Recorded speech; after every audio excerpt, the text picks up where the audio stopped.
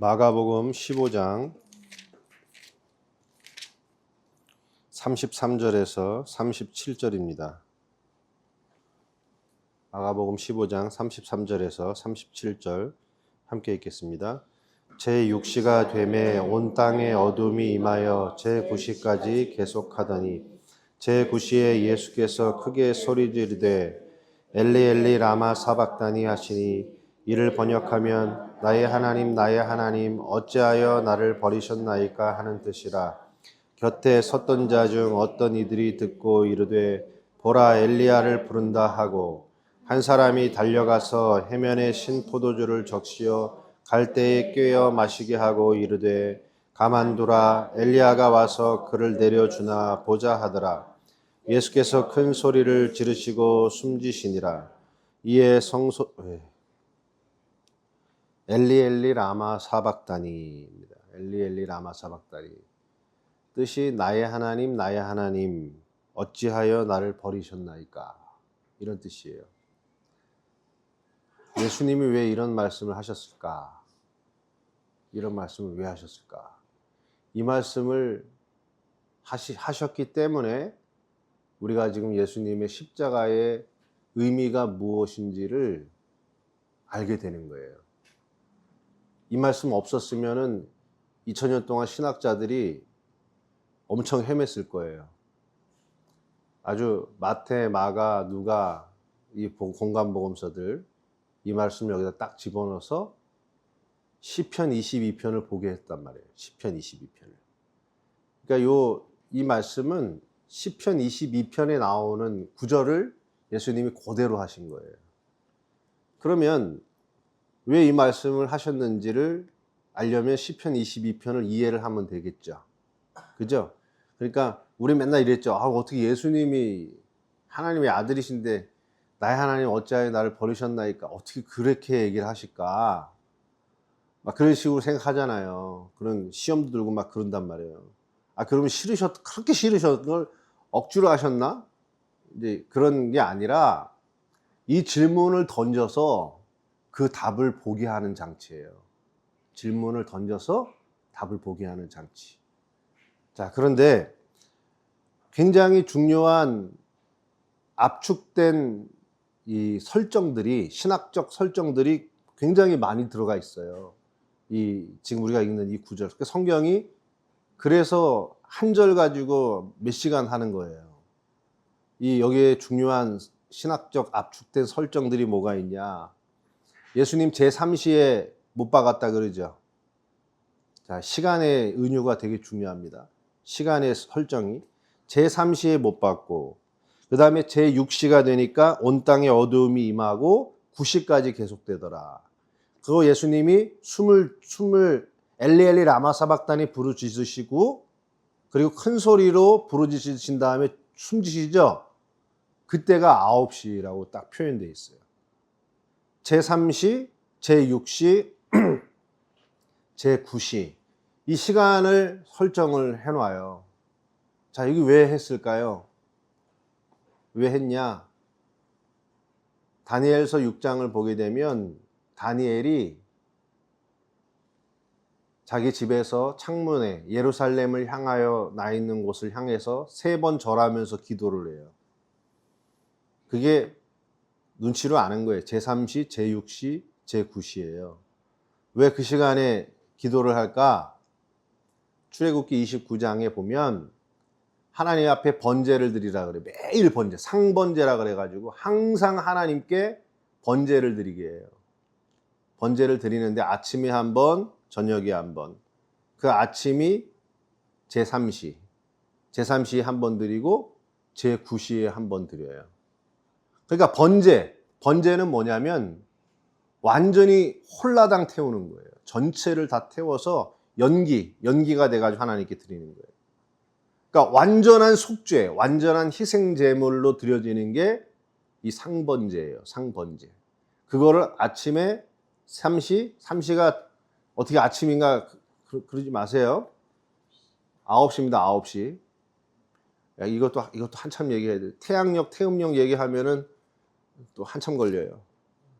그냥 9시고요. 제3시는 6시가 그럼 몇 시겠습니까? 6시가. 정오죠, 정오. 12시. 그리고 9시가 몇 시가 되겠어요? 오후 3시가 되는 거예요. 그러니까 오전 9시에 번제 드리고 오후 3시에 마지막 저녁 번제를 드려서 제사가 완성이 돼요. 그런데 그 가운데에 유대인들은 이 전통을 따라서 번제를 드릴 때에 기도하고 끝날 때에 기도하고 그 중간에 기도를 했어요. 해가 제일로 빛날 때 12시가 제일 해가 꼭대기에 있을 때잖아요. 그때 기도를 했어요. 그러니까 지금 마가가 그 시간을 딱딱 이렇게 해놓고 있죠. 그래서 이거는 신약에서도 베드로가 사도행전 보시면은 9시에 성전에 기도하러 갈 때에 그런 말이 나오죠. 안진병이 고칠 때. 그러니까 9시가 정해져 있는 시간인 거예요, 저녁. 그러니까 유대인들은 이 세 번의 시간에 따라서 어떻게 했냐면 기도를 했단 말이에요. 그래서 그 설정을 통해서 예수님이 3시와 6시와 9시라고 하는 시간의 설정을 통해 하나님께서 그 아들 예수 그리스도가 우리에게 완전히 번제 제물로 드려지는 희생 제물이 되셨다는 것을 마가가 지금 보여줘요. 그런데 왜 9시에 죽으실까요? 아직 시간이 많은데. 여기에 또 하나를 마가가 또 집어넣는 거예요. 9시에 죽는. 이게 마태, 마가, 누가, 요한 다 마찬가지입니다. 출애굽기 12장에 보면 뭐라고 나오냐면 6월절 어린 양을 해가 질 때에 잡아라. 더 자세하게 하면 해가 지기 전에 잡아라 이거예요. 해가 지기 전에. 그러니까 해가 지고 난 다음에 잡으면은 날이 바뀌어요. 그럼 무교절이 돼버려요. 그러니까 해가 지기 전에 잡아서 완전히 제사를 끝내려면 몇 시가 되는 거예요? 9시에 제사를 드려야 끝이 나는 거예요. 그러니까 하나를 더 집어넣은 거죠. 예수님이 완전하게 자신의 희생제물로 드리신 번제물이 되심과 동시에 우리의 죄를 속량하신 피를 보고 넘어가게 하는 6월절 어린 양 제물로 드려졌다라고 하는 거를 지금 여기서 말하려고 그러는 거예요. 그런데 해가 12시가 되니까 정오가 되니까 여기 6시로 표현돼 정오가 되니까 뭐가 됐다 그래요? 세상이 어두워졌다 그러죠? 그게 왜 이 얘기가 나올까요? 왜 어두워졌을까? 그 시점에 예수님이 나를 엘리 엘리 라마 사박다니 어찌하여 나를 버리셨나이까? 왜 나를 버리셨나이까? 그 햇빛이 가장 많은 시간이 어두워졌다. 이걸 지금 통해서 뭘 말하는 거예요? 예수님께서 이렇게 말씀하셨어요. 내가 세상에 있는 동안은 빛이라 그랬어요. 나는 세상의 빛이다.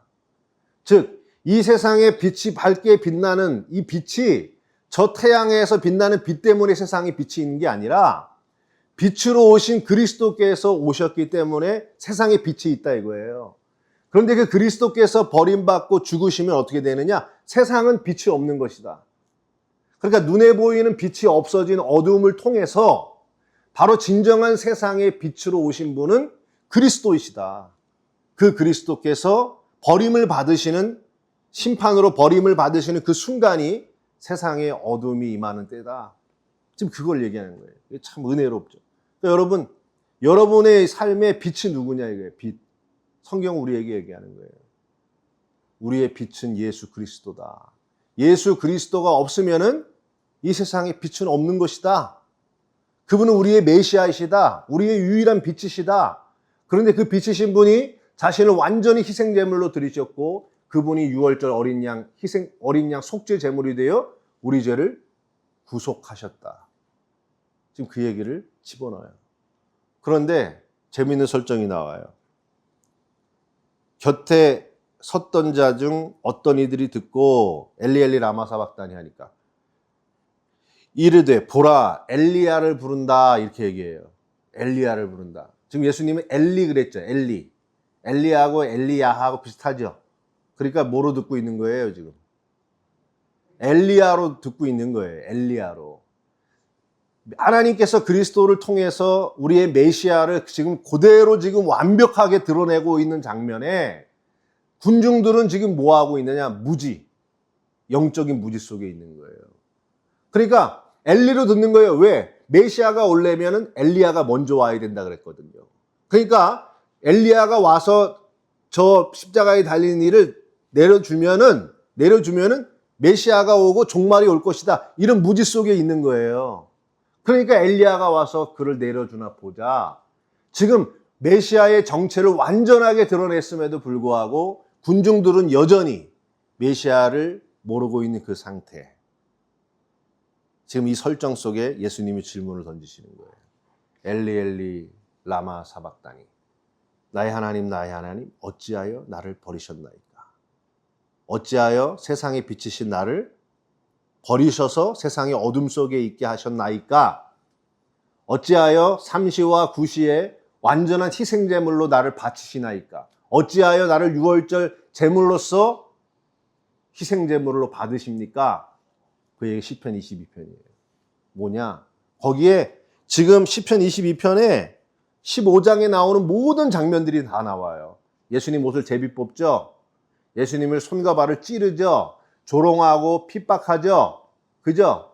그 다음에 온갖 사람들이 한번 누가 하나님이 그를 구원해 주나 보자. 누가 엘리야가 그를 구원해 주나 보자. 이런 사람들, 개들이 둘러싸고 이런 모든 장면들이 시편 22편에 그대로 나와요. 그거를 그대로 재현한 거예요. 그때의 결론이 뭐냐? 왜 나를 이렇게 버리셨나이까? 예수님이 버리심으로 내가 세상과 열방 중에 주의 구원을 선포한다. 야곱과 이스라엘의 모든 족속, 땅의 끝과 모든 나라와 민족과 족속들이 다 나와서 하나님 앞에 예배하게 될 것이요. 그리고 대대에 이르러서 주를 따르게 될 것이다. 의인의 고난을 받은 하나님 예수 그리스도께서 버리심을 받음으로 말미암아 이스라엘과 모든 이방과 열방이 하나님을 아버지라고 부르면서 예배하게 돌아오게 하기 위하여 예수께서 고난을 받으신 것이다. 그거예요. 그러니까 여러분 이 속에는요 어마어마한 기독교 복음의 피가 아주 그냥 핵심이 흐르고 있는 거예요. 그게 뭐예요? 예수 그리스도의 대속입니다. 대속. 우리의 모든 죄와 사망을 당신이 다 끌어안고 그분이 철저하게 버림받아 죽음으로 우리에게 예수 그리스도 안에 있던 생명, 영원한 생명 우리에게 넘겨주고 우리를 하나님의 자녀 되게 하시는 하나님의 구속사의 경륜의 절정, 마지막 완성, 그 완성이 여기서 이루어지는 거예요.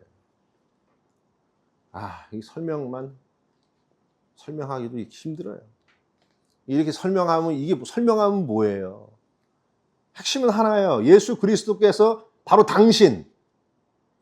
당신의 죄를 구속하셨다는 거예요. 대속하셨다는 거예요. 그래서 어떻게 한 건데? 그 피로 당신을 피로 사셨다는 거예요. 그래서 어떻게?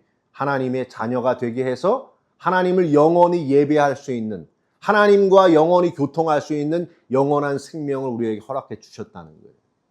여러분 이게 복음이에요. 이 세상에 빛은 없는 거예요. 왜? 이 세상은 모두가 다 어둠 가운데 있는 거예요. 저 하늘에 있는 빛이 아니라 이 세상이 모두가 다 죄에, 하나님의 기준에, 하나님의 말씀의 공의에 이르지 못하는 물속에 잠겨져 있는 어둠이다 이거예요. 그 어둠 속에 있던 우리를 끌어내게 하기 위하여서 그리스도께서 대속의 십자가를 지시고 죽으심으로 우리를 구원하셨다는 이 고백. 이게 안 되죠, 잘. 그죠?